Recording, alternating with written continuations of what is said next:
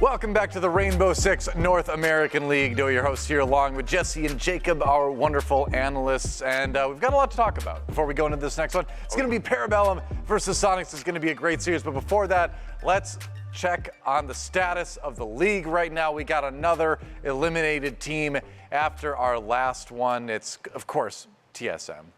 Rip. Womp womp. Do we have to keep ragging on them? I mean, we already said it's the worst performance. It's terrible to see them back in ninth place. It's all this stuff. I mean, do we have to keep on doing this to the But board? it's not just them. No, wait, there's more, Jacob. That's right. It's also Mirage and Beast Coast eliminated, not just TSM. I mean, we knew that already, though. I know, but we're revisiting it anyway, just to keep people caught up. It's the final day of the stage. We got to do it. Well, we'll get to update this graphic a little bit more soon, because in this game, one team will qualify.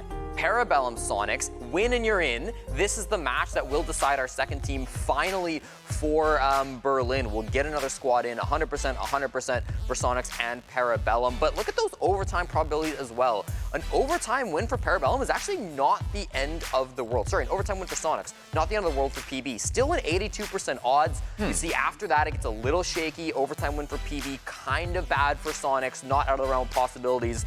But there is a world where both these teams make it in. And this is just showing the power of what 1 point of difference in a stage this close is doing for you. Parabellum are in second place right now at 14 points. Soniqs only have 13, and you see how big of a difference it is if for some reason Parabellum were to lose in overtime versus the Soniqs doing the exact same thing. The odds are way more in Parabellum's favor to qualify, but you just want to make sure that you get this done right here, right now. You don't want to worry about the results of the last 3 games of the day. You want this victory, and as soon as you get it, the weight is off your shoulders. You can watch the rest of the games today knowing that you did your job and not stressing out, hoping that the rest of the results fall with the exact scoreline that you need. If you're Parabellum, you want to go to your first event. If you're the Soniqs, you want to prove that what you did over the course of SI wasn't a fluke, and now you can bounce back after a woeful stage 1 into the place they believe they rightfully deserve to be. Technically second event, Parabellum. SI counts, 6th Invitational, a couple years back now. It's a lineup of 3 different players, though. Kool-Aid was there. He wasn't in his playing. hotel room. He couldn't leave. He couldn't leave. He was the only spectator for that SI. Yeah, true. Well, any way you slice it, the result of the next match is going to be one more team getting locked in for the major in Berlin. Will it be Parabellum? Will it be Soniqs? It's interesting because it really could go either way. I think this is a very difficult match to predict. Soniqs have been a bit up and down. Parabellum has been a bit up and down. But both teams are coming into this one looking pretty good. That said, Soniqs did just lose that tough match versus Mirage. So there, I feel like coming into this one, maybe a little bit of an underdog, but it's so close, it's really difficult to call one way or the other. Well, I think Soniqs played a really good stage. I think Soniqs, other than that first week where they lost 8-7 to Astralis, then 7-5 to TSM, I think they played really good weeks 2 through 4. They really were showing up and looked like the Soniqs that we were expecting to see after they became NAL champions. Right. But then that 7-5 loss to Mirage just thrown all of it into jeopardy. If they had been able to win that one in regulation on their own terms, they'd be locked in already. They would have those 3 points. It wouldn't be a question mark. But since they had that one disastrous game where they lost to the current bottom team in the league, they're in jeopardy of not making it to the major after what I think was a really successful season for them. True. Let's talk Parabellum. Parabellum right now, second place in the standings. And like we talked about, dude, this team has been looking really good, except for the moments when they're not. I feel like this has been one of the teams with the highest highs and the lowest lows in the stage. So looking forward to this match against TSM, what do you think we can expect? A close game, because there really hasn't been a game so far at this stage that hasn't been close. Even when they've lost, those overtime wins or losses have still been an 8-7. When they've had wins, they've been dominant. And I think it comes down to the way that they dismantled Mirage and that 7-1 game on Skyscraper back in Playday 7 that shows that they're beginning to really modify the way that they play and start, what's the word that I'm looking for? Is it refining it? Is it controlling it? Is it bringing things back to a head? It's almost like, you know when you get out of bed in the morning and your hair goes all crazy? It almost feels like that was them. They were the bedhead team at the very start of this stage. Then they grabbed a comb and they started smoothing out. Are you looking at this every graphic? little strand? I'm not looking at Kool-Aid's hair. I'm not looking at Penguin's hair. But I still look at this team as it took a little bit of time to figure out how they needed to, I guess, not only incorporate Gunnar and Blaz into this lineup more effectively, but they needed time to not get as over-aggressive or swing things they didn't need to. They needed a little bit of time to inject some maturity into this lineup, which is the only kind of thing that happens when you're able to play games at this level of competition for a long enough time. You get that level of experience, something that Blaz hasn't had for a while, something that Gunnar has never had, even at a tier 2 level. It's taken some time to iron the kinks out, and it's done a much better job of ensuring their success in the long term, to a point where now they're capitalizing off of the hot streak that both of these new players have had, and it could turn into a major berth. I think you take a look at the last game that Soniqs lost against Mirage, and a lot of times it was their plans getting disrupted, right? They had a smoke plan on round 1 that didn't end up working. Their sledge died early attacking onto round 5. Oftentimes it felt like they were going for these direct takes, and that kind of limited what they were pivoting to. And when you talk about Parabellum are a team that disrupt plans. TSM had plans. Their library defenses, their AVG extensions last week looked really good, but Parabellum completely subverted expectations. They did a great job of really bluffing where they were going to push from. I talked with Kool-Aid a little bit over the weekend. And he talked about how there were certain rounds against TSM where they would throw all their drones in one half of the map and then rush the other half of the map to throw off where TSM were looking, where they were shooting. The misdirection was perfect. And I think if Parabellum continue to do that against the Soniqs, who have good plans just like TSM, we could find another situation where one team is getting caught off guard, getting distracted by the drones, and Parabellum sneak in a victory. Yeah, that's how you subvert expectations. Not the way they tried to do it in Star Wars Episode 8, The Last Jedi. I'm just going to put that out. I didn't watch it, so don't worry about it. I can't attest. Let's move on to Soniqs on the other side of the arena. Soniqs, again, a team that, despite their loss to Mirage, still look like a team that is major bound. And, they better be, frankly, because this is another team that looked so good last year, looked great at SI, stumbled in stage 1, but have since shown improvement in stage 2 again. They're trying to recapture some of that former glory. I said at the beginning of the stage, either the Soniqs or TSM, one of the two teams with abysmal starts at the beginning of this year, was going to bounce back and qualify for Berlin. And obviously, one of them can't make it. I still do think, no matter what happens in this game, that somehow the Soniqs are going to find a way to eke in to that top 4 listing and head to Germany. The only question is, does it happen because they win this game? And there's not really been that much of a falling off. I think they were a little bit middling at the start of this year, then bounced back to a point where now they can very safely call themselves one of the single best teams we've seen on attack in quite some time. On defense, it's not quite there. When we talked about Super and him playing death spots are almost like everyone trying to funnel into Super. Sometimes doesn't feel like it's working out as effectively as it could, but they figured out attack repick. They figured out the new maps. They understood places they wanted to take teams to and how to react when some reason it didn't go the way that they were looking for. And they're still up here showing that they got the adaptation down from stage 1. We can kind of forget collectively that stage 1 happened for the Soniqs. We don't even have to reference it anymore because this is not the same team that we saw 3 months ago. All right. Well, we'll see if that proves true for their match against Parabellum. Some highlights from both teams that we've seen earlier in the stage that we're going to take a look at right now. And tell me what stands out to you, Jesse. I think for Parabellum, they've had, again, some of those plays that have really subverted expectations. It's been the way that they've attacked. They've really been a good team at pinching from multiple directions, at getting those opening picks. I think on defense, you've seen some kind of wild swings, some aggressive plays. Gunnar's been kind of guilty of those at times, but also it works very often, right? You do see rounds where Parabellum seems to just completely surprise the opponent and get a lot of picks because of it. Gunnar's been huge so far this stage. Blaz, I believe, is their highest rated player, has been their MVP. I do think Parabellum have really developed into a team that have a fun, unique play style that not a lot of other squads in the league play like, and they're finding a lot of success with it, which is great to see. What do you do if you're Parabellum against a team like the Soniqs that feel like they've got everything so well scouted? Do you lean into the chaos factor? Do you find a way to disrupt those plans, or do you kind of do your own thing and wait for the Soniqs to adapt around you?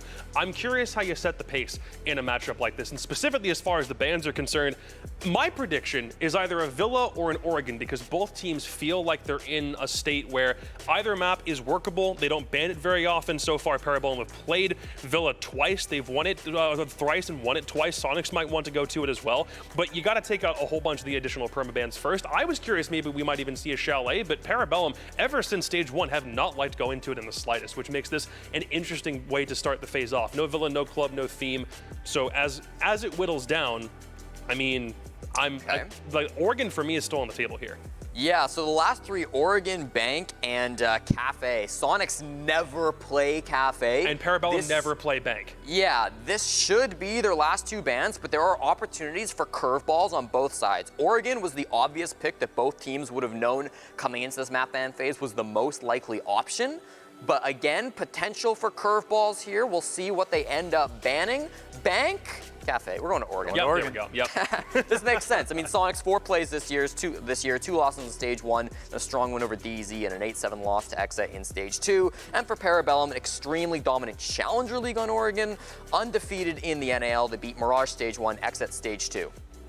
There you go. Well, lots to digest going on there, but it's time to make our predictions because I want to get into the map. I want to talk more. I want to find out what happens. I want to see who goes to the Berlin Major. So the question is, who do our casters think is going to go to the Berlin Major? We have Blue and Stokes waiting to tell me. Who's it going to be, Soniqs or is it going to be Parabellum? This is a tough one. I, generally speaking, would be favoring the Soniqs for the same reason I favored TSM in that last matchup, but that didn't go too well. There you go. Parabellum has also had a really promising season, right? So I'm kind of like thinking about this live right now. It's a tough one, but I think I'm actually feeling Parabellum for this matchup. I don't have a specific reason for it. I think they've been on a really good uptrend. Soniqs have had a few disappointing matchups that make me feel like there's going to be a few bumps in the road potential, especially considering PB's playstyle, so I feel like PB may be able to get away with this one. Sounds logical to me. I agree with everything you said. Stokes, do you agree with everything you said? He's always taken all my words, Noah. Like, every time I think about this, I'm like, I know what I want to say. And he just says all of it. But I'll just add this, you know, on top of this. I am literally 1% away from being 50-50 on this. So since I'm picking Parabellum, it is now their fault if that goes below 50. See how we did that? It's no longer my fault. It's theirs. It's perfect. It's just caster synergy. I kind of figured it would be a bit of a hot take if everyone was picking Parabellum, but I'm Jacob? I'm just saying. Jacob? What? What do you want from me? Are you picking Parabellum? He's over there, by the way. Are you picking Parabellum? Let's find out. Let's find out. Look, I've been watching this squad back since it was the Canadian team, or the all-Canadian team back in the Canadian division of the NAL. Watched them back in CL, watched them defeat G2 at SI, saw how tumultuous it was when they had to play in CL again just to make it back to the North American League. I like the development that I'm seeing. I think they're going to capitalize off of the early momentum that they have from both of these two new players coming onto the roster, and I agree with John in that they are on a very promising upswing right now. And I'm definitely not doing this because both Kool-Aid and Penguin have called me out over the past several days saying I never root for Parabellum. I always root for you. I almost never pick you until today. Parabellum are qualifying for the Berlin Major right here, right now. It's happening. Wow. All right. That's quite the energetic monologue. I got no response. It was just like, Doe's like, okay, Jacob. Hey. Cool. What an outburst. Is this was one of the copy pastas where at the end and they all clapped? Is that how this was supposed to go? Or is this? Sure, we can go with that. I think you're right. What do you think? Jesse, Well, will you go PB? Noah, I've also been under fire for never picking Parabellum. And listen, I'm not going to just pick a team because, you know, they've had a hot streak or because the org keeps baiting me to pick them on social media. Okay. But I will say, over the weekend, there was a bit of a football match, organized partly by the Soniqs, and they all went out and had a good time, but there was one studious NAL player who stayed in, who stopped going out with all the fun, and instead decided to VOD review on stream with a NAL analyst who won't be named. So, because of his grinding ability, because of their ability to stay in and hit the books, listen, I gotta say, I'm all in for the good old Canadian boys. I'm saying Parabellum to the Charlotte Major, so the Berlin Major as well. They're headed there. All right, another one for Parabellum. I've never seen Jesse wear a hat in my life. There you go. It Yeehaw. doesn't look bad. I don't know if it's a good look. I don't know if you're a Canadian or a fireman or something like that. It's you know, a the cowboy old hat. What are you fireman talking helmet? about? Hat. Yeah, I'm it's from Alberta. Is that what clearly firefighters wear in Canadian. Alberta? That's what all the Mounties wear, right? Oh, yeah, kind of. I knew that. See, there you go. Canadian facts. You're welcome. We need to not stereotype them, please. The producer's like, ready for the coin flip. I'm like, okay, all right, we'll move on. Enough hat stuff. It's going to be heads, Parabellum. It's going to be tails, Soniqs. Let's flip the coin. Oh, it says tails, Soniqs. Clearly not Somebody a had to Canadian pick 'em. coin. Yeah. Obviously, there you go. It's a bicentennial Canadian $50. Anyway, it's going to be Soniqs for the coin. What does the fan vote say? Parabellum. Wow. All right. That's actually kind of shocking. That's a reversal, yeah. I wonder how close this was.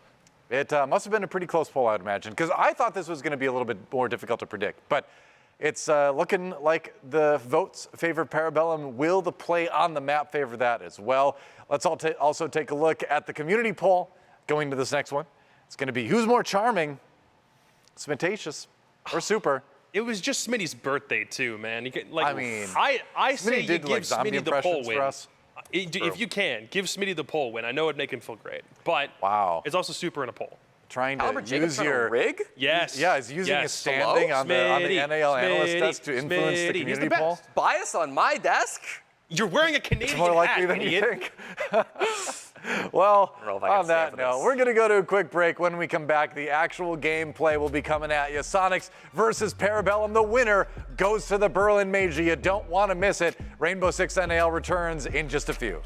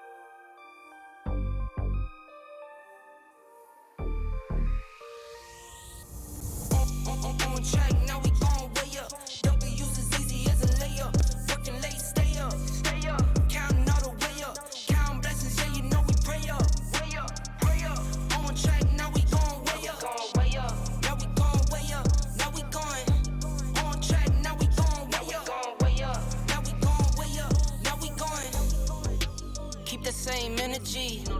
Work on being better when I'm 70. Your drip is just a water spring. You know I drip different, this is 7 seas. I deal with life different, make that limit squeeze. Went off for my style.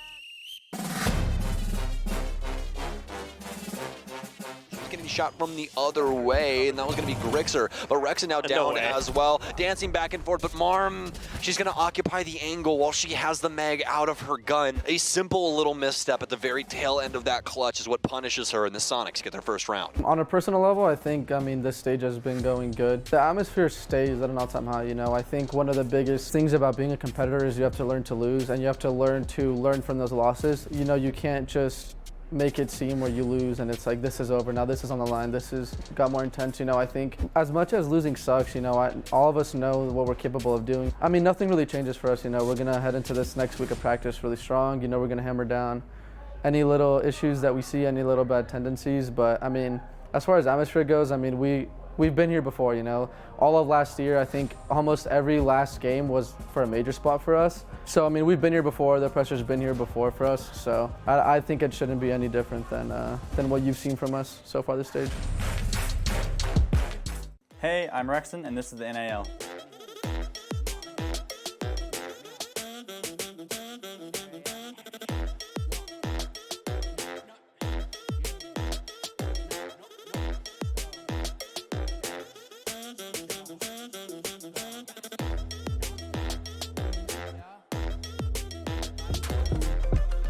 Hello, ladies and gentlemen. Welcome back once again to the NAL, getting ourselves ready to jump into the second match of the day. We've already knocked one team out of the running. Now we're going to see if we can lock in at least one more team here. It's coming up between Parabellum and the Soniqs. The Soniqs having a very unfortunate run versus Mirage on the last play day. They had their opportunity to lock things in there, but have lost it, meaning they now have to go up against PB to do it. By the way, look at our very spiffy looking admin on the stage today. Large Tree looking absolutely fantastic in his suit. Love it. confident. Yeah, it's the last day of the NAL, and Large chose to grow up, or dress up rather, for the occasion. And, he's a cat man. Crazy cat dude. I love those socks so much. That is so awesome. Large, we appreciate you and everything that you do on that stage, making sure we can get back into these lobbies and everything else in between so very quickly whenever we have a delay. Also, Large, don't know if you guys know this, he's just an amazing guy. Like, every single time that I've been around Large, it has always been amazing vibes. But that's besides the point. We have a lot on the line in between these two teams, John. Parabellum and Soniqs on Oregon playing for a berth at the Berlin Major. It could not get more hyphy than this. Now, I will admit, I predicted the players on Parabellum to be able to take control of this match, but I'm a little bit more cautious of my predictions considering the fact that we're on Oregon. This is home turf for the Soniqs, and where they've been able to dominate countless numbers of times at different events as well. Oh my God. So Grixer literally has the playbook open right now. Yeah, He's looking through strats. Try not to right bring now. attention to that. Actually, a snipping tool, if you look on your search bar there, you can just grab that for yourself, and you can run that in any ranked game you want to. I don't really think you can tell a whole lot from that. But either way, we're getting into it, ladies and gentlemen. Second map of the day, also going to be on Oregon. Let's see if the Soniqs will be able to take control, or if PB will steal that spot from them at the Major. They might steal that strat, depending on which monitor they're looking at the current moment. Who really knows? But we're going to be jumping into it now, folks. It's going to be the second Oregon of the day, and hopefully it's a banger just like the first. Soniqs will be in control of the offense, and Parabellum will be starting us off on defense. After they've removed Thatcher, Soniqs will take out Flores, who we got to see used pretty often from TSM's offensive end because of the mute ban. Now we're going to get a mute ban here. No, we're going to get the Azami ban instead, making quite a bit of sense given the current meta. So Azami going to be knocked out. No surprises here in terms of the operator ban selection. Finally coming down to our last defender, and that's going to leave Valkyrie out of the pool. So really no surprises here as far as Oregon play is concerned. Florida's a little bit lower on the ban pool, specifically for Oregon, more so than anything. However, not too surprising still, considering the effectiveness he can have, especially in those harder to reach areas of the map, like the depths of dorms, the inner parts of the basement site. He can be very, very useful for knocking out that utility. Well, looks like a Parabellum member forgot to get into the lobby, so we're going to wait a split second and get them in there. Or something really happened, I don't really know, but at least we're lacking one. So we'll wait just a split second and then get that last member of PB in, and then we'll start up the game. Now, talking about Parabellum up against Soniqs and kind of looking about how both of these teams tick, right? Parabellum has started to become more of a synergy-based, like gunfight-heavy team where they're very, very strong, very potent when it comes to a lot of these mid-game, decision-making moments. But then for the Soniqs, you have that cool, calm, and collected strategy where they can put somebody like Grixer on the front end of the play and get a lot done, and you still have people like Yeti or like Rexon to back them up, and even Kansan at the end of the day, obviously, as he is one of the most clutch players on the Soniqs. So I think it's going to be a very good clash of ideals, especially for a map like Oregon, where there's kind of some parameters put around how much you can really do in an aggressive situation. So that's going to take us into our first round here, where we have PB going to be setting themselves up into the basement here. No surprise in terms of operator selection for them. The Mirror is going to be coming out again. She was left into the pool for the second time in a row today. Gunner is going to be using her. Or you can see one of those mirrors that have been lined up to face from the inside of the laundry closet to the laundry room itself. And the second one more than likely going to be utilized to block out freezer access. That's how we generally tend to see that go down. Away from that, though, it's pretty much the same thing for the attackers. A fairly straightforward attacking lineup. Grixer, of course, is going to be happy that we can get Finka banned out this game, so she's obviously going to be swapped in. Twitch going to be utilized by Rexon as well. Super will be the emphasis of our focus, however, on the execute operator side, as he's going to be on that Ying. So pay very close attention to him, as him throwing the Candelas down through E-Hatch will pretty much determine when the action gets started. Yes, indeed. He's also going to be bringing the secondary hard breach utility in case Yeti gets picked off. This is going to allow Yeti a little bit more free reign in his decision-making from this point of view. Make it where he can take some more engagements and things along those lines. Whereas if he was the lone hard breach, more than likely have to play things extremely safe, try and drone things out, and get his other players to accomplish these tasks for him. Penguin, pretty interesting location right now. He'll get rid of a drone. Has a Goyo canister on the back of the bookshelf inside of Attic, so can use that to try and slow down the push across if Sonic want to go for it. But as of right now, they're just trying to get a full read as to how PB is holding on to the building. They're dedicating quite a bit of time to it. Plaz has been spotted out. Not too fearful of the situation, though, but does hear the footsteps above him. Panics a little bit and won't fall back, and it's a good panic as well, because as you can see, Kansas was definitely going to be opening up an angle to take him out had he not decided to move away from there. Smooth move so far from PB to be able to dodge the clear from the Soniqs, but at the same time, not a huge waste of time so far in these positions from PB, so no one really gaining anything. Both teams just kind of executing into their own methods at this point in the round. Yes, indeed. But you can see from the reinforcements that Parabellum have set up that there's a lot of different facets that Soniqs are actually going to have to work through as a team. They had that play going on there inside a big tower for some time, but Penguin's actually going to drop off. He had the 2 reinforcements there, which would have forced the Soniqs to try and clear that out in kind of a different way than what we see from Kansan here. You'd really want somebody to come in from that other side, try and pinch out the stairs player or something along those lines. But Parabellum, they're playing this one close to the chest. They realize how dwindled this timer has gotten. And now for the Soniqs, they have to be the ones to actually push themselves forward. You can see Parabellum reinserting themselves onto the site, finding some influential locations to play like Penguin here inside of E-Box. This could gift him a kill, especially with this Candela going right past him. It might not even blind him depending on what's about to happen here. Another one out, and Penguin's not going to get blinded again. Third one, and that one's through the door as well. Penguin finally blinded. Super, he's going to drop in, but that doesn't really matter when Penguin's sitting right in the corner, and the sun's going to wear off as soon as he drops in. That's Soniqs' main strategy out the window, and now they have to try and recoup. It's going to start with Yeti and Kansan getting some big kills, and Kansan for 2.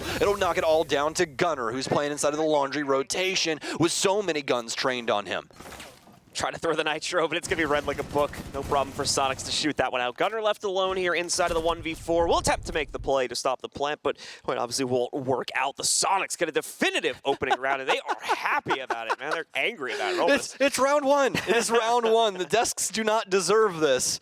They do not deserve this. I've never seen somebody so happy that they punch their desk. Usually that happens when the shoe's on the other foot. So, I mean, hey, we've got a round under our belts, though, for the Soniqs, and they're looking pretty spiffy. They're looking spicy. I like what we're seeing so far. Good drone clear there. Not giving Parabellum an inch when it came to that either. Parabellum just kind of naturally falling back towards site once the timer demanded it. And then Soniqs able to abuse them past that moment. And that's even without Super really getting anything done inside of E-Box. You know, he throws all of his Candelas in there and immediately gets iced. But fortunately enough for Super, the rest of his team happened to be pretty damn good at the video game as they win out 3 engagements in quick succession, especially for that kill that Yeti got on big tower stairs.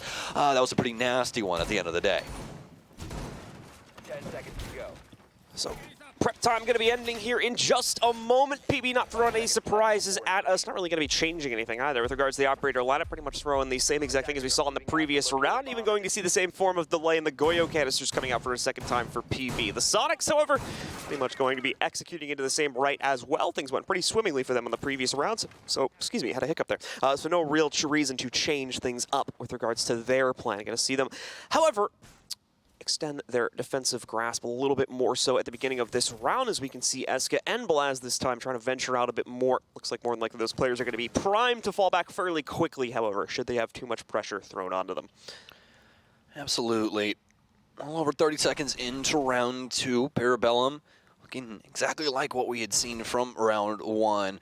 Slow and steady whilst they fall back towards site. Just trying to get in the way of the Soniqs early, see if they can get some early drones or anything of the sort. Mirrors on the window, and oh my Rexon, what a play from all the way upstairs. He's going to get both of the Mirrors, and not only that, Gunner still isn't aware that that's even happened. He's still on his drone in sight. Penguin's going to go down upstairs. The Goyo not looking exactly recoverable at the current moment, especially with Kansan bearing down on his location. He's been yellow pinged to high heavens, and more than likely will be visiting in a moment's notice as well. Kansan will be able to clean that up. Still has one to worry about, at least in the immediate area, but actually Eska's fallen back down as well. So Soniqs are going to get away with this initial engagement scot-free. First kill on the board for our attackers. Parabellum have gone incredibly passive since then, however. Despite that, though, still playing to some pretty aggro angles here. So Soniqs are really going to have to work for their entries when they are ready to eventually deploy towards some delay in setting themselves up for that, as they don't really have the confidence to go directly against that two-player setup on the back stairs just yet. They'll be able to avoid that by going towards Freezer, which appears to be the current plan for them. We'll have to see how this attempts to evolve, as they still have about 20 to 30 seconds before they're really going to be locked in. Big play lining up for Gunner, though, and unfortunately, they're not going to catch it. That's case control for Gunner if he wanted to stay in defending too, but quite obviously not a position that he can play long-term. Backs away from that, will give the case back over, but that has equalized the player count down to a 4v4. Bomb located by attackers. Well, Soniqs don't exactly have an answer for the situation that they've been presented, but they have to do something here. So they'll gather themselves, muster some strength, and start to push themselves forward. Frag grenades out towards the laundry player, some smokes out as well from the closet player. Nothing going down for either team just yet. Blaz is going to get tagged up, but this is all whilst this timer continues to leak. Soniqs have to get a pick here to try and create some space, but it's been so difficult to try and find anything, and now they're trading back and forth. This isn't good for the Soniqs. They're going to lose out another one, and it's a 2 versus 3. Rexon trying to pick up the pieces. He'll move up Freezer hallway. Knows he has one into his side, and Grixer in tow. Mirror window open, and a dead Blaz. The smoke will hold things down, at least for now. Be able to hold the cross here. Knows that the shotgun's coming back through. Hasn't been able to one it out just yet. There's a player coming in from behind, and Eska will get him. What a shot from Eska, as the other player has been down for PB, but it does not matter. They'll claim the round after icing out the Soniqs there near the tail end of the round. See Pegno as well immediately jumping on the comms after that one to make sure that they quickly correct on any smaller mistakes. They are focused right now. Why wouldn't they be, with everything on the line for this matchup? It means so much to them. It's even better out they're able to quickly rebound after that first round loss and put themselves on the board at 1-1. That's quite obviously going to shift us now. No longer going to be locked into the basement. We moved upstairs into the kids' dorms, where they'll look to pick up their next round and hopefully take the lead away from the Soniqs as well. Now, throughout the stage, this has been the site where we've seen some of the craziest things happen for the majority of Oregon. Yeah, we've had some crazy clutches when it comes to the basement and things like that, but this top floor tends to be a hell in a cell when it comes to defending it. There's so many different angles that the offense can try and pick up, and it makes it really, really difficult. You really have to play on your position extremely well, like almost pixel perfect, so you don't walk into an angle that could potentially be your demise. And also, speaking of demise, this is our updated percentages as to what has to happen for either of these teams to make the Berlin Major. You can see if either one of them wins in regulation or overtime, it's an automatic success. But for Parabellum, they're outweighing the Soniqs if it's an OT loss or a loss at all. Obviously, things looking a little bit more promising for PB should they go awry here, but I think Jacob had mentioned on the desk, why not get it done here and now instead of having to potentially worry about the results of the other 3 games? I would agree with that philosophy, and I think PB does as well, so they're going to look to lock this one in and play for a little bit of an upset against the Soniqs if they can manage to lock them out of Berlin.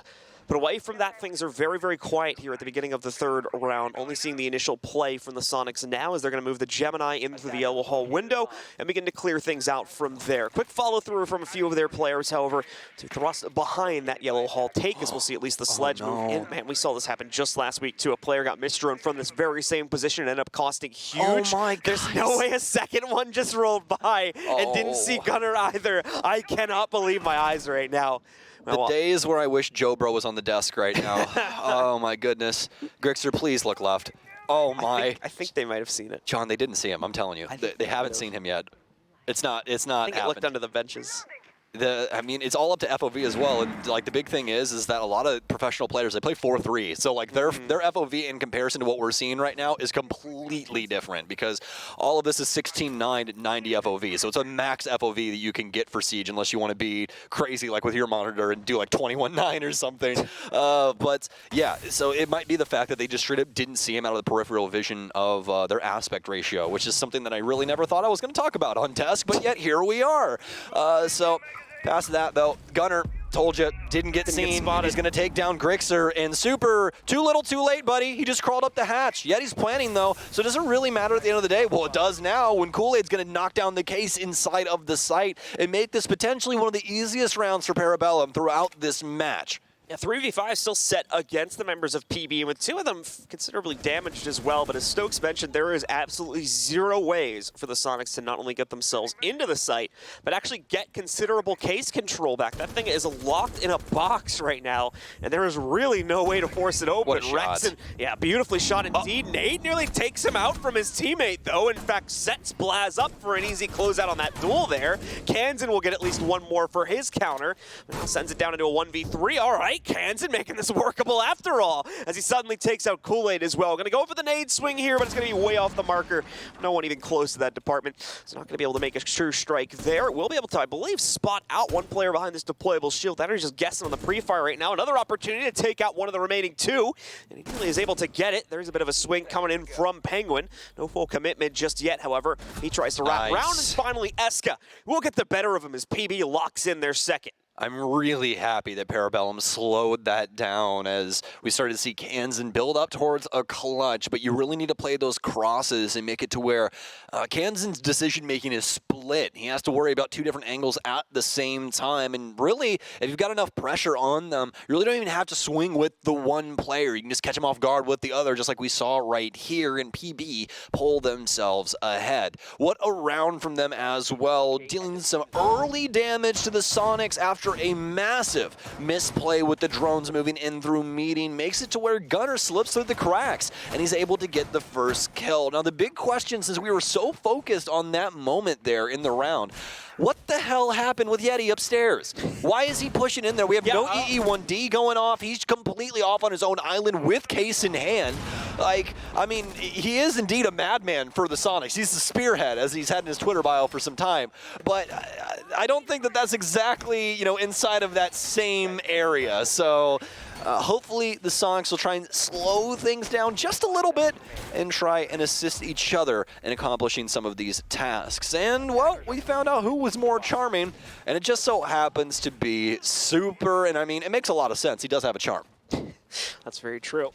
So we'll now see if Super's charm will supercharge the Sonics to try and pick up a second round, as PB looking hot right now. However, they have to go to the tertiary site, which oftentimes will leave our defenders quite vulnerable and susceptible to the attackers rather picking up their own next rounds. We'll see if that'll be the case for PB. Quite a bit of an extension to the upstairs hold, both Kool-Aid and Blaz to an extent. Penguin, or rather, or end Penguin, I should say, helping them out with that, as they'll be playing from the backside of the big tower. But aside from that, pretty much the expected setup here for the PB lineup, and now the Sonics are going to have to move in to be able to clear this out appropriately. Well, nade's going to land on Kool-Aid, but it won't accomplish all that much. Blaz will be denying the Master Closet for some time, but I don't know if that necessarily got the Selma there before it was able to get that second crack at the hard wall. I'm going to do where that'll be a rotate instead of just an angle, but we'll be able to update too on that a little while later. Kool-Aid currently laying down inside of the dorms, awaiting the arrival of the Sonics, and so was Gunner, but Rexon, oh my, makes mincemeat of the entire Rome game. In less time than it takes to snap your fingers, two Parabellum members go down, and Sonics looking to tie things up already. Blaz trying to peek in, but the Sonics have read that angle way too far in advance. Good nitro from Eska, but it's unfortunately a bit of a fading kill here. Doesn't massively contribute to bringing back the deficit down from a 2 versus 4 as it's set up now. Oh no, big mistake made there by Grixer, though, assuming that Eska would have been further down the stairs. He misreads the fight, only able to get those foot shots off against him immediately. Eska now makes the round fairly winnable for PB, as it's brought to a 2v3. That's a little scary right now for the Sonics, but the good news is they have so many breaching charges as well as Rexon on box, so they can rip open the entire top of Kitchen and give themselves a very solid vantage point to try and work from and get a plant down. For Parabellum, they still need a very serious answer, and I think that they already know one is rotating off of that yellow ping. A drone inside a lobby will discover at least Eska, so they know that he'll be playing near splits, trying to pull off what we had just seen from Gunner moments ago. He's going to swing in, and oh, bodied by Yeti on the swing. That AK-12, so mean when it comes down to it. So much damage emitted from that barrel, and now Blaz in the 1 versus 3 has to do something.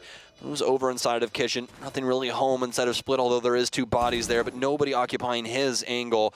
Gonna work his way back through Z. Has to worry about the Split player. Super's gonna get tagged up. He doesn't have a rotation through that, but it's gonna be Yeti to shut it down instead. The Northern squad falling to the Northern Beast. Soniqs will be able to at least tie things up. So the Soniqs keeping themselves even here against the Canadians as they still try to best them inside of what is sure to be a full distance brawl over the course of the next like 8 rounds remaining, something like that. We'll have an additional 3 potentially wound up as well for our teams if we end up going to overtime, which I would argue is going to be pretty likely given the way that this game has gone so far, but that's pretty far into the future, so we'll talk more about that later. It's back to the basement right now for PB, and that means we are going to see some smaller change-ups to their lineup. Going to keep the roam game alive for Blazers. He'll still stay on the Orcs despite his returning to the basement, and Castle also going to be added into the team now. So a little bit of a different lineup for PB from what we saw last time, just looking to try and formulate the first as well as basement floors a bit more to PB's liking to try and dictate the state of play from the Soniqs. Yeah, this has got to be mostly for like the mid floor, but it's not. I'm interested to see where Gunner's going to be putting this down the stairs, because there's a lot of different ways that the castle barricades could get in your way of trying to stop the Soniqs from taking some of these sites. So we'll have to see how they're trying to utilize them. Nothing inside of the freezer hallway. Not seeing anything upstairs either. Gunner's actually reinforcing up top. I don't see a single castle barricade around this whole map, and he literally has one left in his pocket. We're playing Where's Waldo Castle Edition. That is what we're doing. I do believe that there's one. We've got one out of the other 2. We've got one all the way up in Trophy that'll be holding the split for Concrete. I'm assuming the other ones are set up in a very similar way where it's more or less just going to be a delay factor for the Soniqs that they'll have to try and clear out with their own utility. It's going to be all quiet across the map, though, as the Soniqs not too keen on the initial clear here. Probably good reason behind that, too, given how confused we were about the way that castle barricades are working specifically. Probably a little bit of that confusion built up for the Soniqs as well. Kansan start to pop things open here towards walk-in. Bit of a small breach, too, just to try and prevent the vision that defenders may have had coming in through that. And away from that, Kansan ready to move forward, but just not so much in towards the kids' dorms, where obviously you've got a much bigger stack of PB. Gunner waiting here. Kool-Aid was in the neighborhood, but he's fallen back down. So Gunner, free kill, why not? Just take it, walks right up, says bye-bye to Rexon. I believe we might have one more player in the neighborhood, and indeed we do. Gunner can now play around with the rotates, as they still are not going to have a good idea as to where he went after that kill. He'll take the safe option, though, and evacuate down to the first floor, just happy with the 5v4 advantage. I'm very disappointed in Soniqs droning today. They're constantly getting punished by somebody just sitting in a corner. There's really nothing more to it, especially in an area where you'd assume a player would be in a setup like this. They've got all the rotations set up upstairs. You should probably check every corner you really can to make sure that things are cleared out, but the Soniqs have failed in that. Now they've lost Rexon because of it. They're towards the mid floor now as Kansan will descend down the freezer stairs, but quickly reascend to try and come back to his teammates. They're trying to get rid of some of the harder to reach places, like some of these castle barricades that we were talking about before. One's going to be at the bottom of laundry, and the other one's actually going to be for the laundry connector here, kind of that main central room with the island. So they'll be able to get rid of most of the castle barricades that we had seen initially, but this has delayed so much time for SQ, and now Parabellum more than likely going to be able to reap the benefits. Soniqs ready to work their way in, and we're going to see a few of their players begin to make that play, but it's Penguin on a massive flank right now over 2 as he steals away all of the thunder from the Soniqs' own play. Yeti too far behind on this follow-up. Gunner already making impact with a secondary shotgun on the castle, leaving only Yeti alone by himself. Beautiful flank to shut down the execute just as the Soniqs were getting ready to play it. That is just such a terrible round info-wise for the Soniqs. They're getting punished time and time again by this. We cannot have missed drones when it comes to this roam clear. It does not take that long to turn a drone around and check a corner. It's literally a split second, especially with the sensitivities that these players play, let me tell you. So, like, it's just very weird right now for the Soniqs. I really honestly feel bad for them because more than likely, right, like they're going through all their usual steps, but Parabellum are in that one spot that they are not checking, and not only that, but twice inside of the same half. I mean, that's really got to be dealing some damage to the mental of the Soniqs. We'll see how it goes, though. This is going to be the last round here in our first half as Parabellum currently leads 3-2. So PB up, looking to really lock it in at 4-2. This is generally the expected scoreline we would look to get out of a defensive-sided Oregon. Of course, if they can push it up to 4-2, all the better. But he's feeling himself on this, man. It's going to be trying to go a little bit crazy here with the roaming position as he'll place himself inside of the small tower office. Usually, this gets droned out fairly quickly by the attackers, but the Sonics have been a little sloppy on their drone game so far, so there is a good possibility that Gunnar is actually able to get away with this positioning upstairs. I can almost... Oh, and he's even got Penguin to support and distract for this too. This is really well set up by PB. I can almost tell you exactly what... Come on, Yeti. Come on, Yeti. Come on, Yeti. Yeti. Yeti. Yeti? He marked him. They know. Okay, thank God. Yeah, they know. Thank God. There's okay. no way that drone would have happened. Oh, But Gunnar gets the kill on Rexon anyway! What is going on with the Sonics right now? Why are you using Finka for that? What are we doing here? Oh no! That's gonna be all the health out for the round because you wanted to try and deal with Gunnar on roam. You have 4 grenades. No, I take it back, John. You have 6 grenades. 6 of them. This is like... You're basically trolling yourself. Like, I don't really know what to say past that. But for Sonics, they still have an opportunity here. It just really, really sucks. And I cannot try and push this any further that Rexon was the one to die in this scenario. That's never what you want, especially when he has so much utility in his pocket. Oh my, just terrible news for the Sonics. But Parabellum, I mean, they have to be counting their lucky stars that the Sonics are practically fumbling over themselves. It's working out well for PB so far, but they haven't necessarily secured things in this round just yet. More than anything, gotten themselves off to a good start. You can see Grixer working his Twitch drone into a fairly pivotal position inside of the kids' dorm. Is going to hand over some crucial intel when we get to the execute phase of Sonic's attack. Away from that, though, Sonics are keeping themselves very, very passively aligned at the moment. More so waiting for the next move out of PB, but I think PB has had their fill. They're perfectly fine with the 1-to-1 exchange. They're going to sit back, wait for the play to come into the site. They're going to be gifted with it, too. Grixer gets one for free as Kool-Aid does not expect the aggression to be that forward into the site this early on in the round. He's made the play correctly. Problem is, Grixer doesn't have support for his feet there. He's going to be shot through it. Penguin able to finish him off, but Super as well, translating another kill for the Sonics attack in the process. He'll also make sure that the kids' dorms is restored, as he'll be able to take down Penguin, leaving room open for Yeti to get the plant down on the ground, and Eska nicely shot, but it's brought him down very, very low to only about 10 HP to play off of here in the 1v2. It'll be surrounded by Super as the Sonics solidify a 3-3 half. So a massive misstep earlier, but Super able to IGL the Sonics out of the situation in a very convincing way. Parabellum completely distracted over near main stairs and trying to play out attic as well as games, but nobody is located inside of the dorms area at that moment in time, and that's where the Sonics strike. Yeti, or rather Grixer, quick to the trigger when he hops inside and able to take full control of the site and allow Sonics to work their way in as well. An amazing round from them, again, especially after what we saw earlier on. Parabellum had every right to take that round, but instead, the Sonics have tied things up.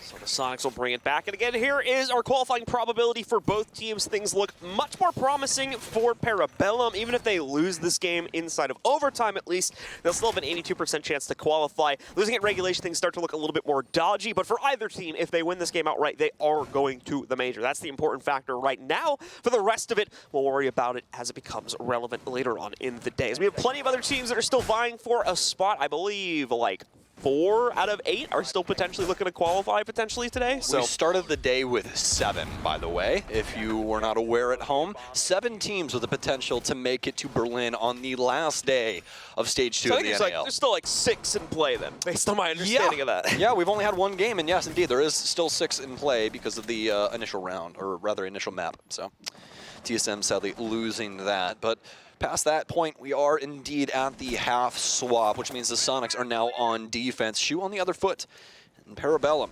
trying to get themselves into the building and now reclaim the actual setup. So Gunnar going to start working his way in. Be working in from small tower. It'll be Yeti. Actually has Kansan in tow on the freezer stairwell. Still has some of my discs in his pocket to be able to use. He puts down the 2 initial ones that he got inside of prep. It still has 1 in the back pocket to use at a concerning time. And speaking of concerning, Yeti's going to drop off almost immediately after I say that and head back downstairs to try and set up with the Sonics, forcing Parabellum to finish off their clear, maybe run into a couple of different things like, oh, I don't know, a Grixer that's over inside of meeting, but it's not going to matter all that much. Still actually make it out of lobby instead after they were looking for an initial pick, but couldn't find it. Grixer not going to be able to make his position work, unfortunately, but is able to safely back up from it and return to the depths of the basement. That was probably the more important part of this for him. As far as the rest of PB is concerned, still winding up that confidence to work themselves down through the E-hatch and a few other access points to be able to push themselves into the basement. Super will be playing into the tight corner here, looking to potentially fight out against at least the initial clear coming down through the back stairs, but a drone is going to spot him, and he's not even going to be able to ever go. He's going to be able to take that drone down. Just took him a moment to be able to focus on that. A second one's going to move in to make sure that he doesn't immediately move from this position. They'll have that confirmed and can more than likely focus on targeting him now once PB is ready to actually move in here in a few seconds. Yeah, and for Parabellum, their info game is dwindling. Now down to 0 drones after the last one gets shot out, and they still have a minute to go. It's going to be a traded kill here, but Rexen will push it into the favor of the defense. Blast can battle back, though, but so can the Soniqs in their own regard. Rexen's going to pick up one. It's all down to Eska now, who's trying to work his way down the tower stairwell. He'll be able to take down Yeti, but still a lot to do for this job. Has so many angles to worry about, and what an ang from Grixer. Soniqs feeling themselves as they'll be able to take the lead. Confident first win from the Soniqs, in control pretty much the entire course of the round from the very beginning, where we saw Grixer try to go for that little bit of a cheeky kill from the top. I think it was Laundry Stairs. Didn't work out, of course, but was able to fall back with plenty of excess positioning to play off of, and then kind of just waiting out the rest of their setup from that point forward. Not too many issues for the Soniqs over the course of that basement hall. That's the expected one from them, though, given they are, for a lot of people, myself included, the Oregon team. Now we need to see them move upstairs and see if things are going to look just as consistent on kids, or if we'll start to see some troubles pop up for them here. Yeah, those reasonings are exactly why the Soniqs look so cool, calm, and collected on this defensive end. It was quite scrappy when it came to the offensive side, having to deal with Parabellum and the way that they like to play the game, but now Soniqs have full control of the building and they can play things out. So it's made it a little bit easier for them to try and abuse Parabellum in a lot of different ways. Mostly the info game that last round that leaked over into those dying moments where Soniqs are able to quickly steal the round away from Parabellum on their entry because they have no info. They can't work off of anything. They can try and throw some frag grenades at random places and hope that they get a kill, but that's really all you can do to try and find some extra info for yourself. So for Parabellum, they're going to have to try and look into this and get a solution for round 8. Soniqs not going to be going about things in really any similar fashion, as obviously it is going to be the top floor, but even past that, not really a roam setup either. We're seeing TSM set things up pretty often downstairs inside of kitchen and security, and that's actually something the Soniqs did for quite some time when it came to this site, but not today. To see Penguin first off try to sneak his way up. They see him. He's going to have full reinforcement on the bedroom walls as well, so no easy point of access there for another teammate to try and open up for them to swing around connector.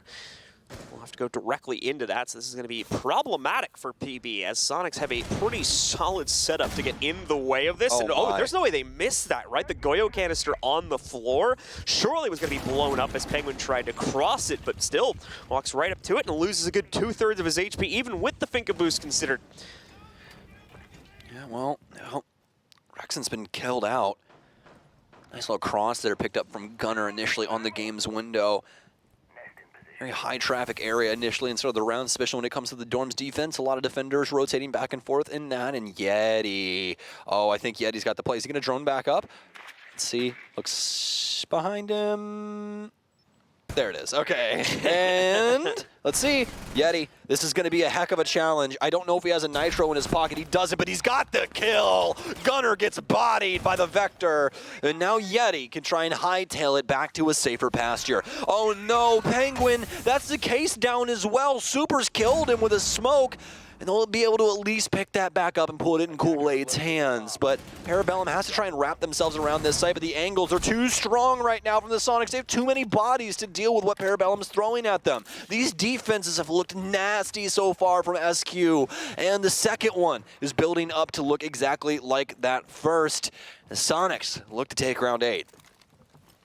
Soniqs in control of the game now, seemingly putting it up to almost a certain 5 versus 3 on the scoreboard here in just a second, as Eska really just going to wait out the remaining 45 seconds. Don't even think Eska's actually going to make a play. You can see PB being pretty reserved on the cameras right now, so it's looking like more than likely they're just taking this as a bit of a free tactical pause.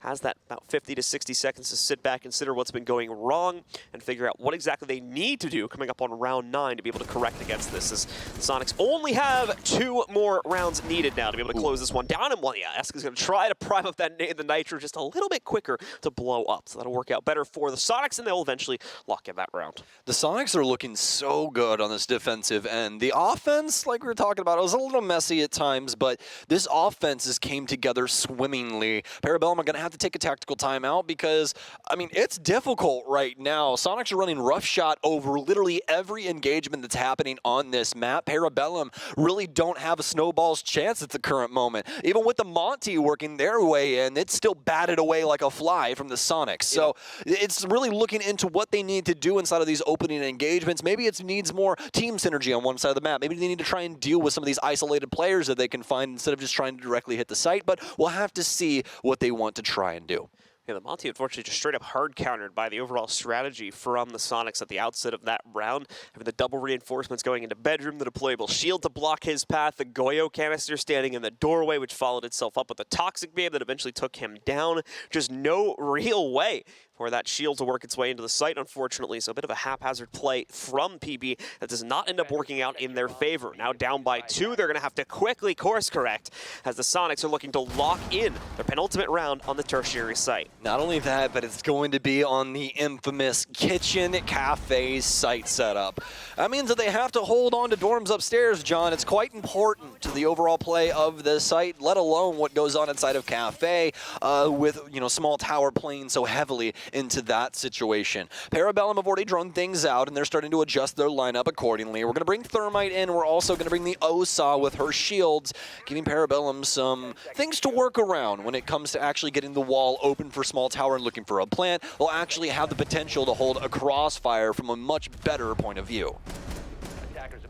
Well, if not, PB now spawned out, and we're going to see them enter the building in a few moments. For the Soniqs, they're going to be positioned upstairs here inside of small tower. Super actually still in the process of setting up here. He needs to get himself prepped as the breach is going to be coming in at any moment. He needs to get himself prepared for that, especially with this drone spotting him out in a second. It's important to note Super does not have any support here. You can't really give it to the player in this position, as we saw Yeti play into it just a few rounds back. Super's going to try, I think, to play this a bit more out to avoid the pitfalls of that window, but as you can see, there really isn't a super safe zone for him to hide inside of. He's picked the best one, but still, it's going to be very, very tight indeed. And I'll have to be I'll have to be extremely cautious throughout the rest of this round to try and maintain this position. But at minimum, it is going to waste a bunch of time. Candelas are in, though. Gunner does not the right read. Super's movement has worked out well for him here. And he's even going to be able to go for 2. A third sits in his future. If he can line it up, and he'll get it. Super absolutely shutting down the play right now from PB. Blaz has been the only one that can make anything work so far for this attack, and it's in complete ignorance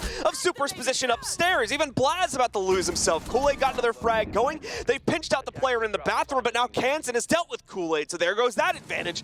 Blaz is alone here in the 1v3, and Yeti with the swing shuts down another round. There it is. Soniqs. Let them know, Super. Let them know. He is indeed two-turnt today, let me tell you.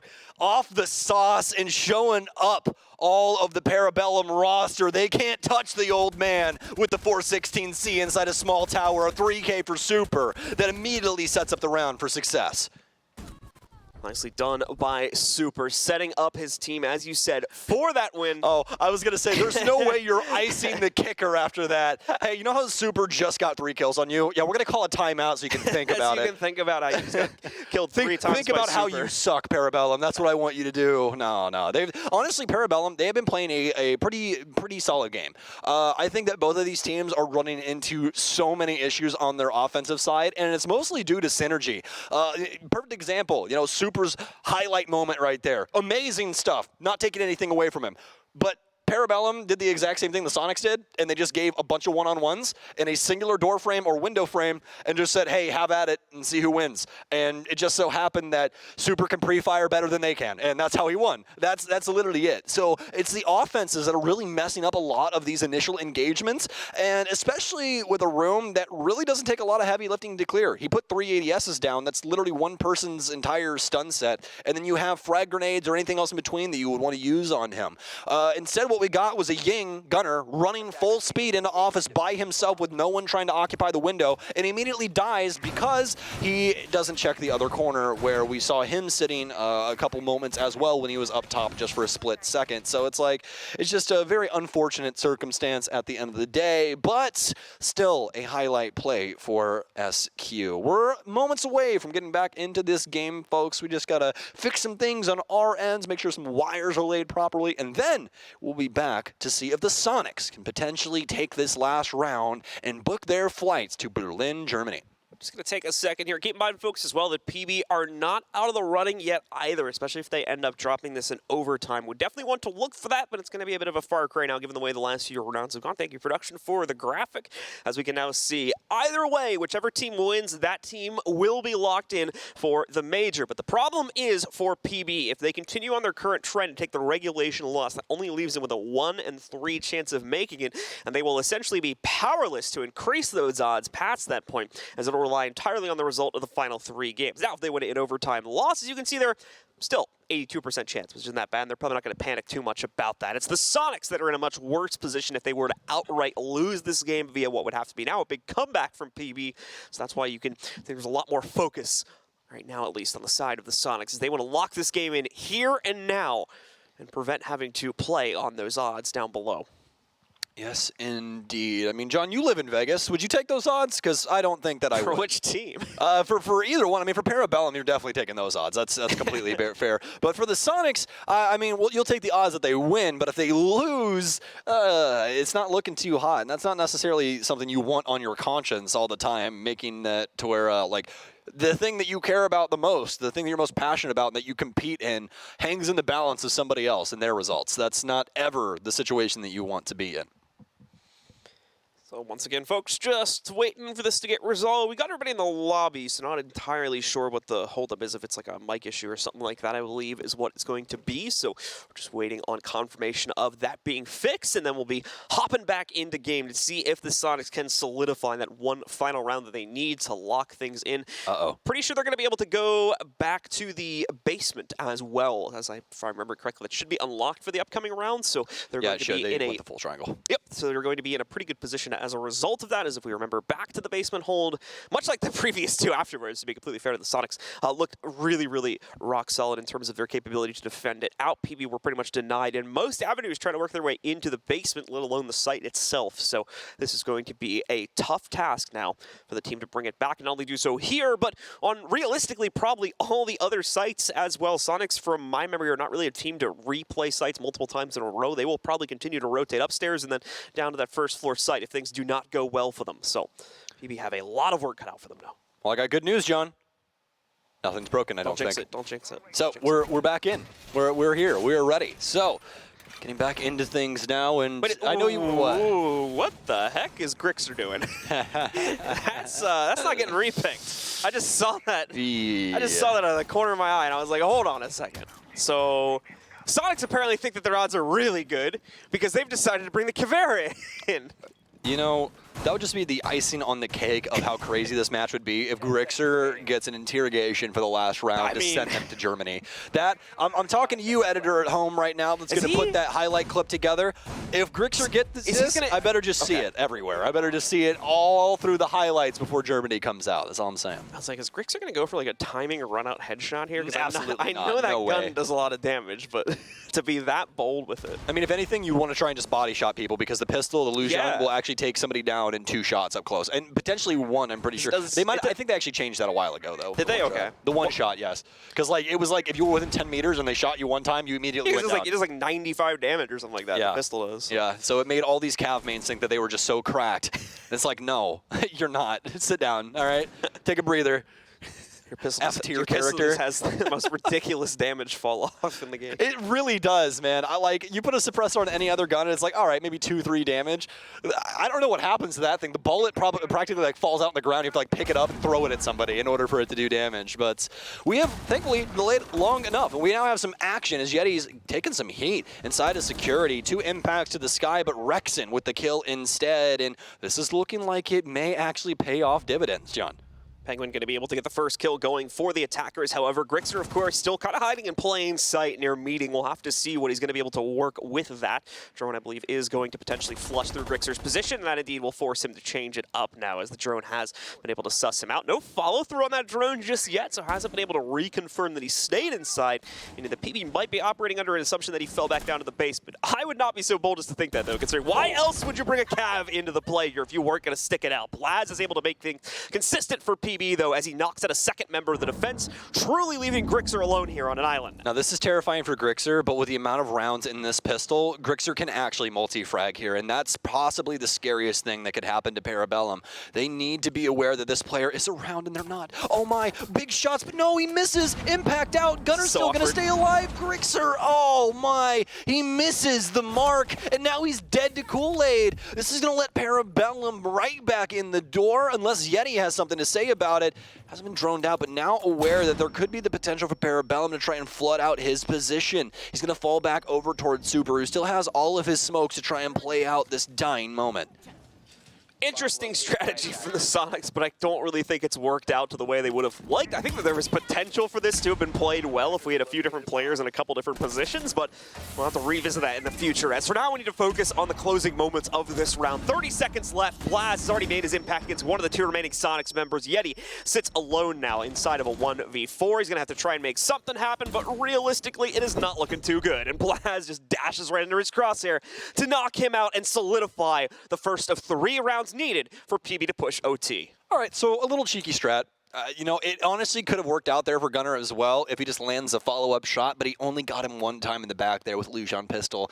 It's just really unfortunate because he downs him, there's an impact in there. Obviously, that's a kill for Soniqs, and that's more than likely the round starting to build up in their favor instead, and it's just not the case at all. Parabellum with a quick trigger pull as well as a quick take post Caveira, making things pretty easy for them once they actually got control of Freezer. Blaz making a valiant effort in order to achieve that as he picked up 3 kills inside of that round. Nicely done indeed here.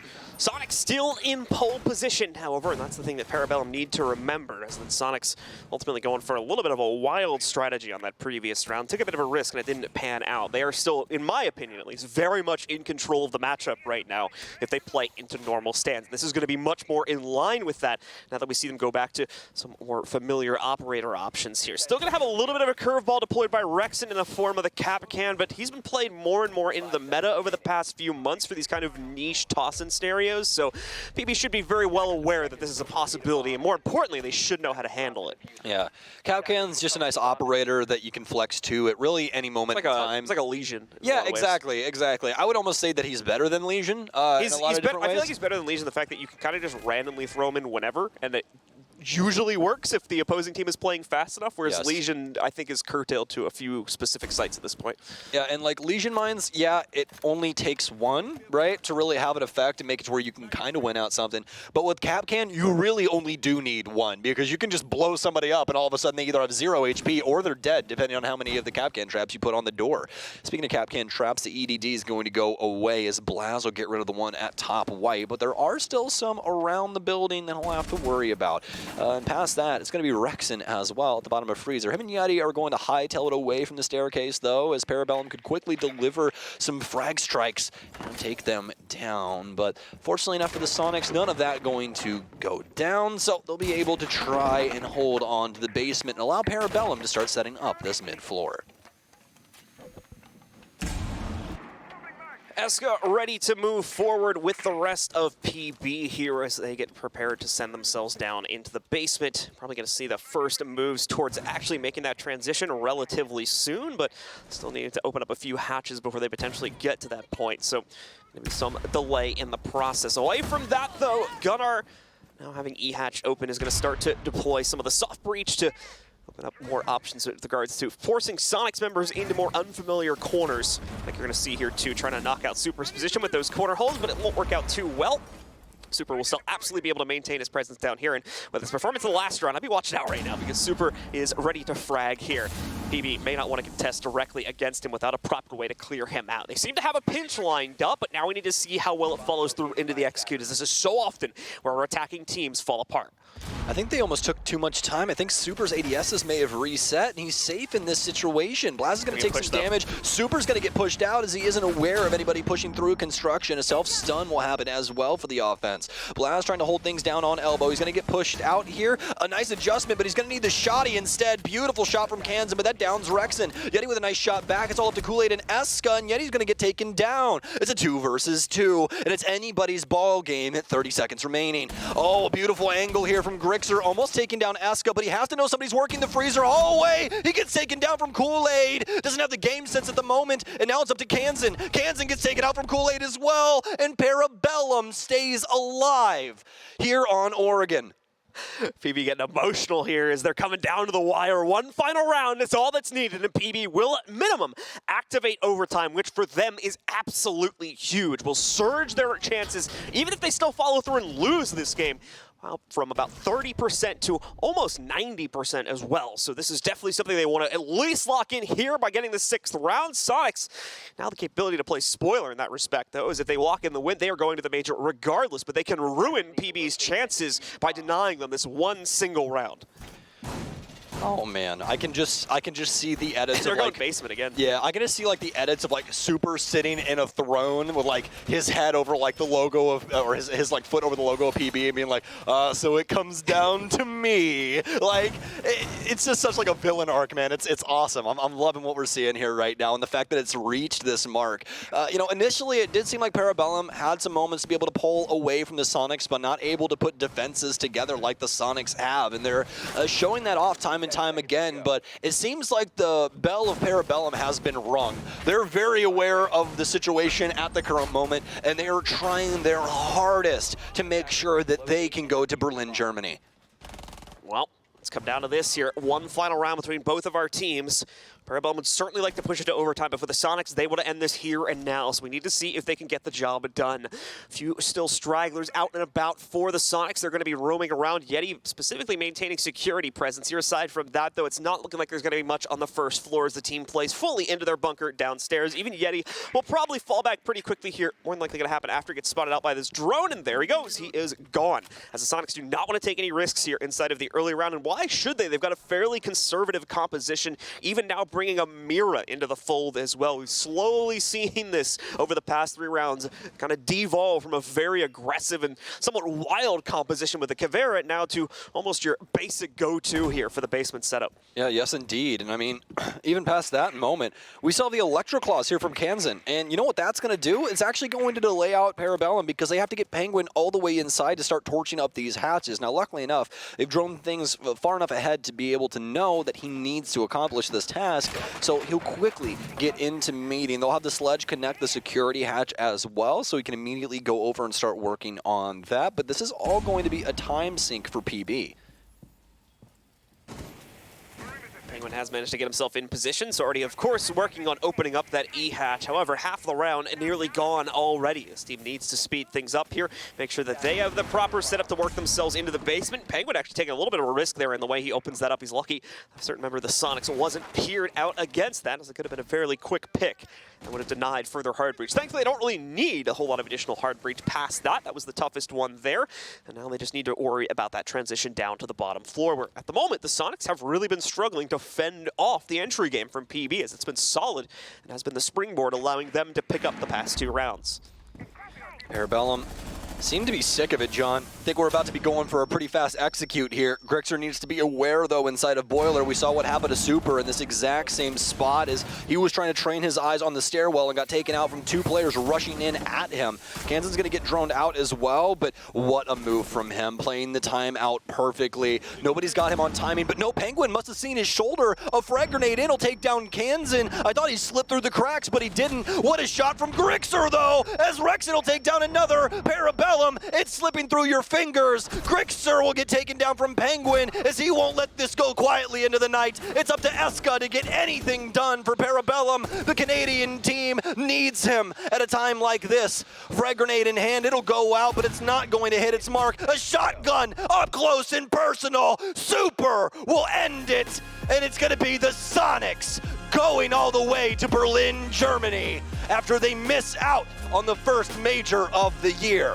Another major berth indeed for the Soniqs roster. Had a fantastic run back at SI 2022, making it all the way to 6th place at that event. However, as Stokes mentioned, missed out due to a poor performance in Stage 1, an opportunity to get revenge in Charlotte. Now they will have their chance to prove themselves on the world stage once again at the Berlin Major. And for PB, they're not out just yet, but their odds, unfortunately, have decreased significantly down into the 30th percentile approximately now as they wait out the results of the final 3 games. Yes, indeed. And I mean, I just want to talk about the Soniqs for a second. They completely deserve this. They completely deserve everything that's coming to them going to Berlin, Germany. I mean, just the grit that they had to have to try and bounce back after missing that major and having to think through things and see what's wrong with the squad. They stick with the same bread and butter that they had been the entire time. And not only that, but Super has seemed to have leveled up in his play this stage, just like they were talking about on the desk, playing a lot more situations where he has the opportunity to frag, and sometimes you see the craziest moments with this guy when he is allowed to do so. I think we'll all be thinking about Small Tower and Super taking out 3 PB members for quite some time. Absolutely the case, and for PB, unfortunately, the coordination just wasn't there in today's matchup. A few gaps costing them heavily, such as the play against Super, on top of some other things too, such as the Montaigne management when they went for that upstairs attack there. A lot of things just not really clicking in today's matchup. Great start to it on the defensive half, I will admit that at least, but the problem is Sonic just looked so much better on their own defensive play that PB just could not match them in that half. Yes, indeed. I mean, it was very hard fought, but I'd say that this mostly came down to both of these teams not having really everything put together when it comes to their offensive sides. They're getting caught off guard quite a bit. Both of these teams having some misdroning moments as well. It's definitely something that both of these squads will go back and try and look into and see if it's something that they can correct in the future. Nobody wants to get to the mid-round and have no drones. It's practically impossible to play Siege from that moment, well, unless you're Super and you can just make some nice calls and win the round anyways. PB also learning a very pivotal lesson today. Never take the Soniqs to Oregon in an important match because they are going to win it almost all the time here. Soniqs once again claiming things on their home turf and able to take control of this matchup. That's going to do it for the two of us for the day, ladies and gentlemen. We're going to throw to a quick break, and when we come back, we'll have your analysis desk ready to break the game down.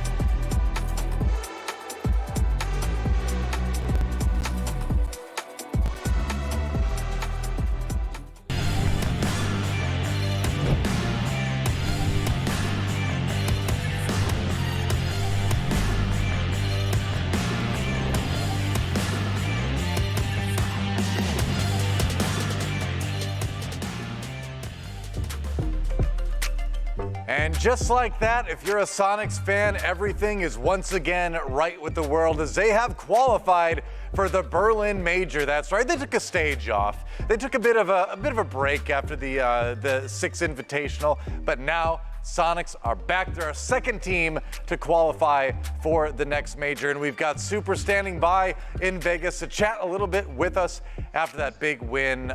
Super, there you go. So things are remedied, right? Soniqs going back to the major where they belong. And what do you think it was, in your opinion, in the last couple weeks coming into this final match here now on Playday 9 that kind of helped get Soniqs over the finish line and into the major? I think I just really finally understood how to use attack or repick well. I think we're the #1 attacking team, or around there, which is what we were all of last year. So it's kind of like our strength is back. I think our defense could be a bit better, but defense is really hard in the current meta. And honestly, we probably should have closed it out last week against Mirage, but I think the nerves it's hard to play against a team with nothing to play for when you have everything to play for. Yeah. And obviously, we didn't necessarily show up that game, but I'm glad that we showed up today. Seth, I mean, you talk about how hard defending can be right now in the current meta. I want to talk about rounds 10 through 12. You guys played Laundry Basement Site 3 different times. You played 3 different strats. Can you tell me a little bit about those 3 setups that you used and why you were so confident to keep going back to that site rather than trying something like a Dorms? So the first round, when we went basement, we kind of did our soft roam that we had already won previously. I don't know if we were overconfident or like a little goofy, but we randomly had like a cab. Why? Why the cab? So, I'm going to be honest, I didn't even notice that until the round started, and I was like, wait, why do we have a cab? So that was like our little loosey-goosey round, and then we tried to play a bunker round where we didn't really roam because I felt like they were nervous, so just used the time against them. And that was a really close round. It went down to a 2v2, and I said, we can win this. I said that we should bring a Cade and Cade that tarp wall because they were habanning it. We couldn't really do anything about it. So it was hard for us to, if you watch our XET match, I was pretty strong playing that area. And they were opening it, and it was unplayable for me. I kept just getting, stun flashed, and there's nothing I could do. Like, one round I managed to kill Finka or Mav or something, and that was, pretty lucky. So I said we should bring the Mira for front so they don't lurk front. We don't have to worry about it. And then bring the Cade for the hatch to slow them down because we know they're going to do back takes. It's all they really were doing. And then Cade that tarp wall. And then I made the call that Evan and I switch spots because XET, for instance, they like to pressure box and back stairs. Parabellum were stacking blue heavily. So I thought the smokes would be better there so I could delay more time. So him and I swapped. Obviously, he kind of died for the cause. But the smoke delayed them, and then I fell back, and we reinforced blue off because they were taking long. And we had the flurry of kills, and then I shotgunned 2 people, and they're going home. Super, you obviously went to 3 lands over the past 12 months or so, but now you've been in this NAL mode for the past several stages because you've not been able to go to a LAN event in quite some time. What's the big takeaway for you, the big thing that you're going to have to transition back into when it comes to playing on LAN as opposed to playing in a normal best-of-1 system that we have in the NAL? I mean, we play every game on LAN. I guess you mean from an international perspective? Yes. Obviously at Invitational, we had a lot of success internationally. At the other majors before that, we didn't. So I think it's going to be, kind of use what we learned at Invitational, change some of our stuff, obviously, so we're not predictable. Work on the map pool a little bit for best of 3s because, everybody knows, I don't think we've played Cafe, Theme, or Sky the whole season. So we got to throw some of those in the rotation. And then, play like we did at Invitational. In my opinion, we have the best player in the world, Grixer. And if the rest of us show up and help them out, I think we can win because NA is the best region, and I think we're the best team. So I guess we'll see what happens. All right, so on the back of that, one last question before we let you go. Is there any team in particular from another region that you're hoping you get a chance to face in Berlin? I don't think they're going to make it, but I'd like to play BDS. I think they kind of bullied us a little bit on our first 2 majors. And we we kind of had our come to Jesus moment a little bit against them the second time we played them in Sweden on Coastline. It was like a really close game at 1 OT. It was a game we should have won for sure, but I think we figured out in a way how to play against the international teams a bit in that game. So I'd like to kind of play them because we're way better than them, and I think it'd be hilarious to beat Shaika. All right, awesome. Well, we'll see if they're able to get there in a little bit. But for now, it's a done deal. Soniqs going to the Berlin Major. Congratulations again, and thanks for taking the time to chat with us. Thank you, guys. All right, so there, Super from the Soniqs. They're going to Berlin with a 7-5 victory over Parabellum. And PB now they're kind of on the outside looking in. They gotta kind of hope for some other teams to do them some favors now, don't they? So PB aren't entirely out, but their chances are looking about as dire as TSM's was coming into today. That's kind of the spectrum that we're looking at. As far as the Soniqs are concerned, those last 3 rounds that you specifically were talking about, all 3 of those laundry defenses, it's not like it was feeding cans and kills, but my God, if he wasn't proving his worth before, this just like in those moments, those clutch situations where he's sticking on site, he's one of the last guys alive. Even during that Kool-Aid clutch, we figured there's probably still a chance Kansan wins this 2v1, and he is earning his paycheck every single game. Yeah, I liked that, that first half was relatively even between Soniqs and Parabellum. I did think there were some moments where Soniqs were kind of tripping up on their attacks. They didn't necessarily have the best of that info. But eventually, when we swapped sides, rounds 7, 8, and 9 all going the way of SQ made it really difficult for Parabellum to try to bounce back. I thought the smoke play from Super was great. Talk to Babes were able to deny a lot of time, deal a lot of damage. Ultimately, winning all 3 sites made them pretty confident on where they could go, and then they just stuck laundry after that. And after a couple of losses, the adaptations made by Seth were really, really smart, and ended up clutching that out. Yep, that's right. So a lot went into that win from the Soniqs over Parabellum. We're going to zero in on a couple rounds. In particular, the first one we're going to take a look at is round number 9, and this was just a pretty great super round, wasn't it? This was the hype round. This is the round that he should never be winning, realistically. I do got to criticize Gunnar a little bit. Seth playing up in small tower. He's playing here to die. Gunnar throws in the Candelas, and then he's so slow swinging out. It gives enough time for Super to have that wear off. They didn't realize where he was as well. They thought he was in that southwest corner. He was up here in the northeast, so he swings out, gets 1, gets 2. Eska should have had the trade, but lost the gunfight, and then it's not over yet. Super's going to get another one of these kills, all 3, as they clean up Parabellum. Really beautiful play by Super in that small tower, enable his team to win the round. And those are just the plays that, like, if you're a little faster on Ying, if you're a little bit better, maybe you're able to stop that out, but you just can't take away the mechanical play from Super in that spot. You don't talk about Super's mechanical play too often, but this stage, he's been fantastic. I mean, when mechanical play just comes down to, I've killed one person, swing back to box, keep holding mouse 1 and wait for someone to run into my bullets, it's not so much mechanical skill as it is just good timing. It worked. It worked. That 3K meant that, I think, honestly, if Super doesn't win that clutch or win that moment in small tower, Parabellum probably take this game to overtime. It's possible. It was certainly on the verge of being close, wasn't it? But then he got rounds like round 12. Now, we wanted to get this one in top down. We weren't quite able to do it, but it is a great execute from the Soniqs side to kind of help get towards putting things away. I said right when this started, if Kansan dies, it's over, because he was playing this aggressive spot in blue, and he gets naded out really nicely. They knew exactly where he was at. I think they might have wanted to get some utility there as well. But then this play from Grixer and the C4 from Rexon, beauty. Jeez. Wow. Back to back. I mean, I was concerned about Grixer getting swung from backstairs at that exact moment, which is what Penguin was trying to do. But Grixer doesn't look back that direction. He doesn't expose himself from the pillar side. He gets the 2 kills through the smoke drop, ensures that he gets the 1 back in bunker, then the 1 as soon as that E-box player drops at the same time. Seth's not wrong about Grixer being one of the best players. In fact, I figured at this point he might have earned an MVP honor for 1 game. He hasn't had to. He's just that same level of consistent every single week. It genuinely feels like Grixer of stage 1 of last year is making an appearance again at the exact moment that the Soniqs need to really get back into international contention again. Well, couldn't come at a better time. Soniqs needed it to get past Parabellum, and that will get them to Berlin. So we have our second team qualified, but the day's not done yet. We still need to figure out what the final 2 teams are who are going to the major from the North American region. We got 3 more games to go, 2 more teams to qualify. It is going to be wild. Dark Zero versus Mirage coming up next. Mirage looking to play spoiler again. Dark Zero looking to make yet another last-minute win to get to a major. We'll see if they can do it right after this.